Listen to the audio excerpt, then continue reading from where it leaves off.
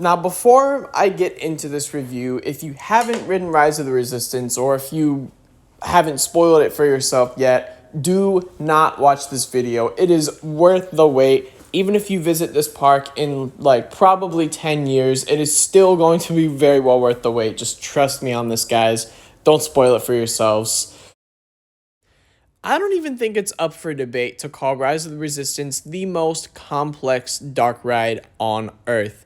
And it's not just a dark ride, this is a 15-minute long experience where you will be exposed to many different ride systems, many different pre-shows, many different insane animatronics.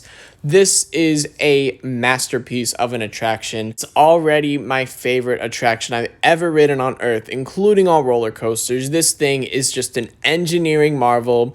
This is an absolute masterpiece, and I don't even know where to start because this thing is just so insane from the queue to the exit. It is just all an experience. This thing is just absolutely ridiculous.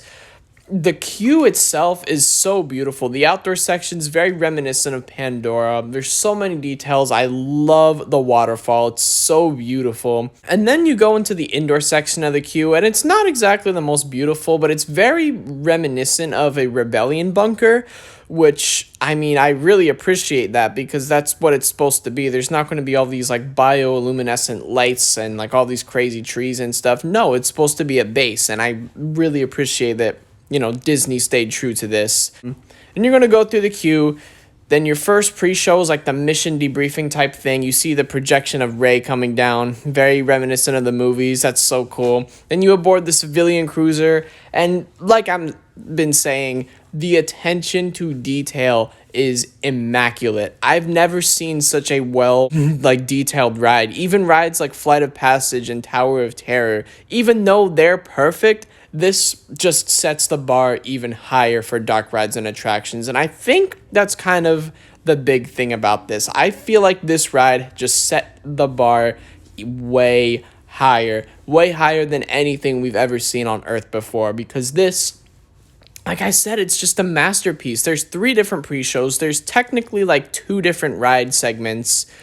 It's all just one big abyss. It is just absolutely nuts. Exit the first ride portion, quote unquote, in the civilian cruiser, and that's all crazily detailed too. You see the pilot up front. I don't know that dude's name. You just fly around. You see all the blasters and like lasers flying around you, and you get pulled in by a tractor beam by the First Order. The doors open up, then you're just looking out into outer space with all the clones standing right there. It is just insane. Not the clones, the stormtroopers.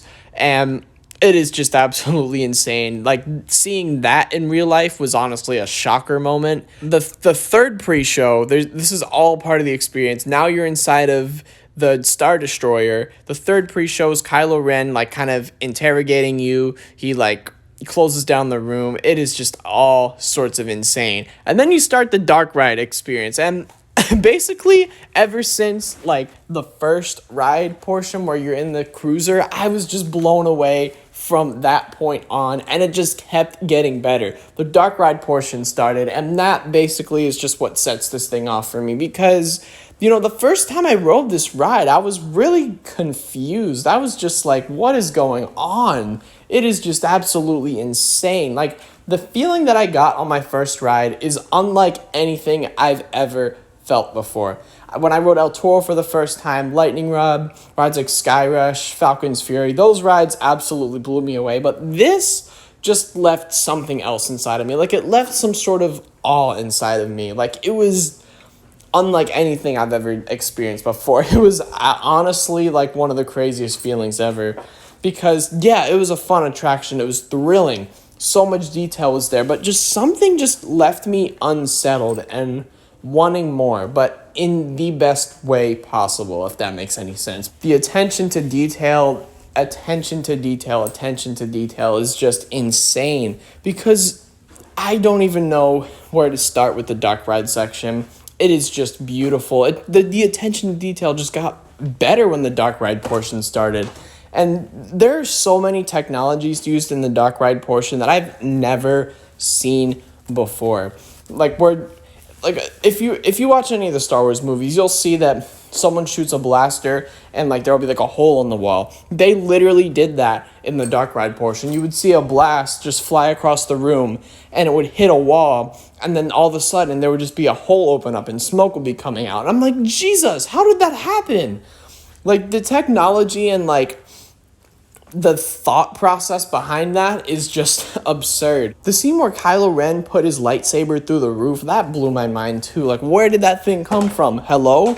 And it's like it didn't even exist before that happened. I don't even know how they pulled that off. That is just ridiculous. And then from there on, it was just more of like that blasting effect, a bunch of different like screens, and there's two different routes you can take in this ride. Both of them are a little bit different. For the AT-AT scene, if you're riding in one of the cars, you'll walk into the room, or you'll ride into the room facing them. If you're on the other side, you'll come in through the side, but then you'll see some teasers, like you'll see Finn kind of like ducking and hiding for one of them. For the other one, you'll see like stormtroopers inside of the AT-AT. Like, it's really, really cool, some of these details that they pull off. Sometimes on dark rides, I'll kind of try to like ruin the experience for myself. It's kind of lame. Like, I'll kind of like look around for like exit signs, or if I'm on Haunted Mansion, I'll try to like look behind me to see if they're trying to like hide anything using forced perspective. They're not doing much of that. If they're not doing any of that on this ride, everything